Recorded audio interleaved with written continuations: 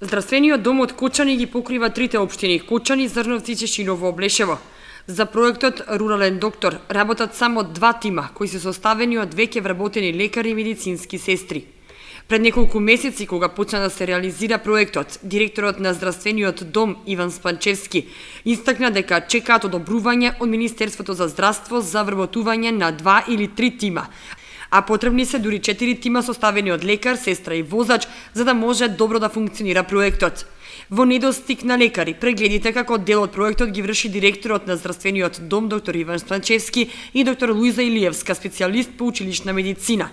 По потреба се зема уште еден тим од итната медицинска помош, но на овој начин не може да продолжи. Оти тие лекари се преокупирани и не се секогаш слободни да ја вршат работата што им е дадена од проектот и да одат на терен.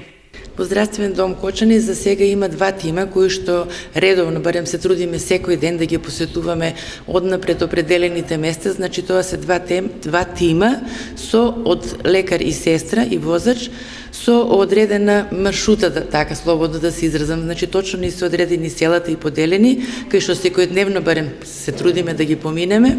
Проектот Рурален доктор е многу корисен, оти открива многу болести и кај млади лица.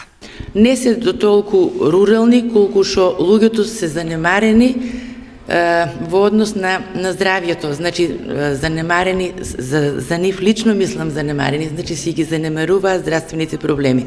Ние се трудиме со секојдневна посета да ги подсетиме за грижата на нивното здравје.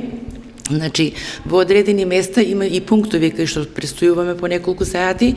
Повеќето задачата на руралниот доктор е да одиме, значи, од дом во дом. Занемарени се тие болести, значи за нив висок крвен притисок или шеќерна болест, како и да не е болест.